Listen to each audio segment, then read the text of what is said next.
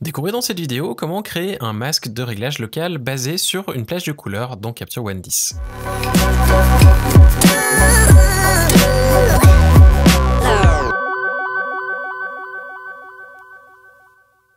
Salut, je m'appelle Quentin Descaillets. Vous pouvez retrouver mon travail sur quentindescaillets.com ou sur les réseaux sociaux à l'aide des liens qui se trouvent juste au bas de cette vidéo. Aujourd'hui, on va continuer à parler des réglages locaux et on va s'intéresser à quelque chose qui est très intéressant, qui va nous permettre de faire une sélection d'une plage de couleurs ou d'une couleur isolée de manière à ensuite en créer un réglage local. Il y a de nombreuses utilisations pour cela, on va en voir deux aujourd'hui. La première, c'est ce genre de photo par exemple, où on voudrait simplement sélectionner le fond pour essayer de le désaturer ou le colorer autrement. C'est un exemple ici sur un portrait. Maintenant, si vous faites du paysage, c'est clair, vous pouvez faire tout à fait la même chose pour d'autres applications, de l'architecture, la même chose. Par exemple, sélectionner le ciel, vous pouvez le faire de cette manière, plutôt que d'employer le réglage masque automatique comme on a vu hier. Sur cette image, je vais plutôt employer d'ailleurs ce que l'on va faire aujourd'hui qu'un masque automatique pour la simple et bonne raison que les cheveux seraient une vraie galère à détourer et en plus ça me prendrait du temps. Alors que comme vous allez voir là, ça va nous prendre simplement 3 ou 4 clics au maximum pour avoir notre masque qui est créé et commencer à faire les ajustements. Pour ce faire, on va sortir des réglages locaux, ça peut paraître un peu bizarre mais vous allez comprendre pourquoi tout de suite. On va aller dans les couleurs, ici panneau de couleurs et dans l'éditeur de couleurs. Dans l'éditeur de couleurs, on va se rendre dans Avancé et on va ici prendre notre petite pipette. La pipette, on va cliquer dessus et on va sélectionner la zone que l'on souhaite ajuster. En l'occurrence, notre fond. Donc je vais cliquer sur le fond, je vais cocher afficher gamme de couleurs sélectionnée. De cette manière, je vois exactement ce que j'ai dans mon masque et ici, je vais simplement étendre la gamme complète en cliquant sur ce petit bouton. De cette manière, je suis sûr de tout avoir. Et comme de toute manière, les couleurs qui se trouvent ici ne sont à nulle part d'autre que sur le fond et éventuellement sur le haut, un haut d'ailleurs qui devrait être blanc, ça ne me gêne pas du tout parce que je vais le désaturer et donc si je désature le haut qui deviendra enfin blanc, c'est même plutôt bien. Je vais élargir un tout petit peu ma sélection pour être sûr de vraiment tout avoir et dans les bleus aussi, en faisant attention quand même à ne pas trop prendre le pantalon. Et ici, je vais étendre un peu la douceur, de cette manière je serai sûr d'avoir des transitions un peu plus douces. Surtout que des fois, quand on a un petit peu de grain sur une image, ça peut poser des problèmes si la douceur est trop basse et que l'on sélectionne une très grande zone. Si vous sélectionnez d'ailleurs un ciel, pensez à cela, ça marche la même chose que sur un fond en studio. Si vous avez une douceur qui est très faible, il se peut éventuellement que vous ayez des petits grains qui commencent à apparaître selon les réglages que vous allez réaliser. Une fois que notre sélection de couleurs est faite, on va simplement désactiver afficher gamme de couleurs et on va aller cliquer au sommet de notre outil à droite sur les 3 petits points. Dans les 3 petits points, on a quelque chose qui s'appelle création d'un calque avec masque à partir de la sélection. En cliquant sur ce bouton, ça va simplement créer un masque basé sur la sélection de couleurs que l'on vient de faire. Le temps que Capture One travaille et on voit qu'ici on a effectivement calque 1 et le fond. Avant on avait uniquement que le fond, on n'avait pas du tout le calque 1. Calque 1, si maintenant j'appuie sur M de mon clavier pour afficher le masque, petit peu de rouge sur le pantalon sur les zones les plus claires. Sur le fond, on voit que ça change légèrement de couleur parce qu'on a la sélection qui est faite mais qui est relativement légère parce qu'on a des zones qui sont déjà désaturées, qui ne sont pas sélectionnées sur le masque. Sur une image comme celle-ci, je pourrais simplement prendre la saturation et la tirer vers le bas.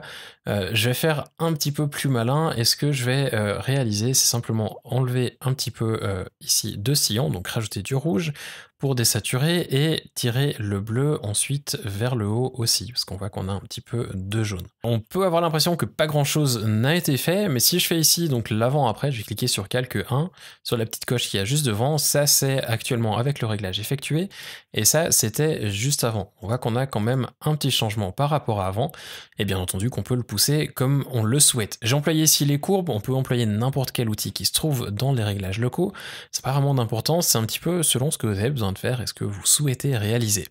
Je vais pas repasser sur chacun des outils parce que ce sont tous des outils que l'on a déjà vus dans de précédentes vidéos et donc vous devriez savoir les employer. La seule différence, c'est qu'on les emploie de manière localisée. A noter aussi que là, on a un masque qui a été créé à partir d'une couleur, mais si on veut éventuellement l'ajuster, admettons que je ne voulais pas du tout toucher le haut blanc, je pourrais tout à fait prendre ma gomme, donc E sur la touche de mon clavier, j'ajuste un petit peu mes paramètres, et ensuite je peux simplement aller gommer sur les zones où je ne souhaite pas que mon réglage soit appliqué.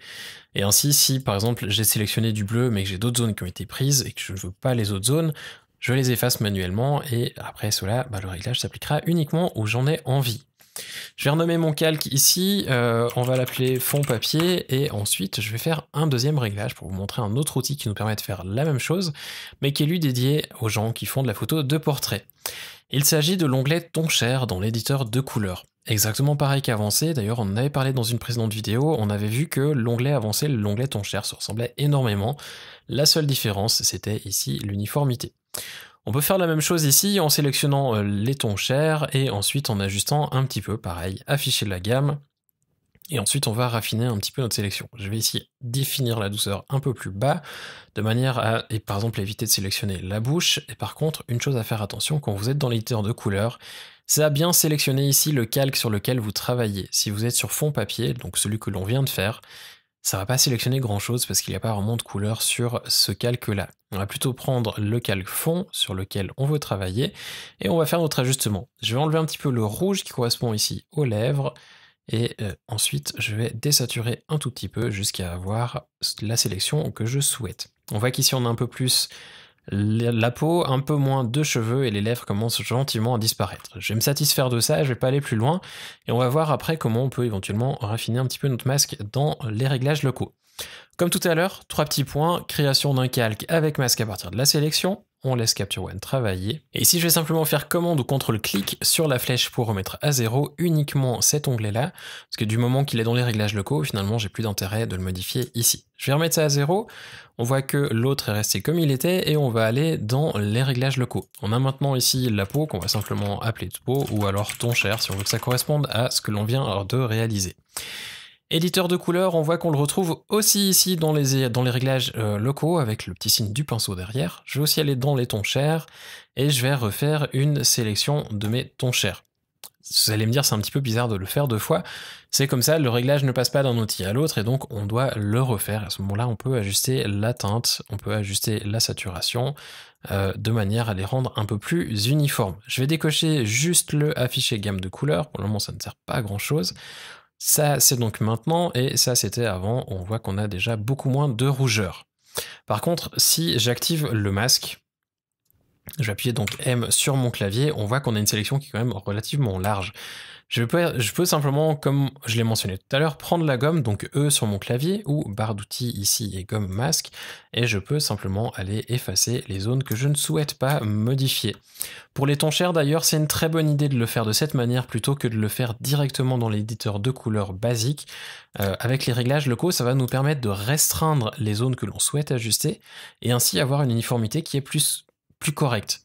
Le problème étant que si on a par exemple une zone qui est très saturée, qui a une teinte qui vire au rosé comme la bouche, l'outil va aussi prendre ça en compte dans son algorithme et donc essayer d'uniformiser la bouche et la peau de manière à avoir quelque chose qui se retrouve entre deux.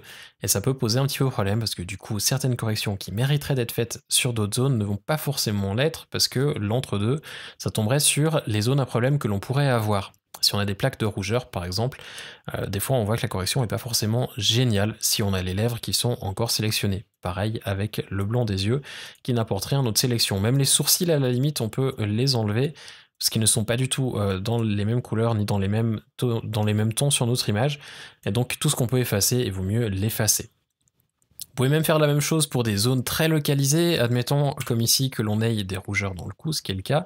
On pourrait faire une petite sélection ici et ensuite employer l'éditeur de couleurs de manière à gommer cette petite zone et l'avoir beaucoup plus uniforme avant de faire un autre calque qui nous permettrait d'uniformiser tout le visage. Bref, il y a pas mal de possibilités avec cet outil. La seule limite, finalement, c'est un petit peu l'imagination que l'on pourrait avoir. On peut sélectionner ici le pantalon, on pourrait faire une autre sélection avec les cheveux, et ce qui est pratique, c'est que c'est rapide et qu'on n'a pas besoin de le faire manuellement, d'aller faire un détourage très précis. Il suffit juste de sélectionner la bonne plage de couleurs. C'est un petit peu tout ce que j'avais à vous dire par rapport à l'utilisation de cet outil dans l'éditeur de couleurs. Si vous voulez avoir des questions à ce propos, n'hésitez pas à les laisser en commentaire juste en dessous. Pensez aussi de vous abonner à la chaîne, de cette manière vous serez informé de la sortie des prochaines vidéos. Et en attendant celle-ci, je vous souhaite de passer une excellente journée. À bientôt!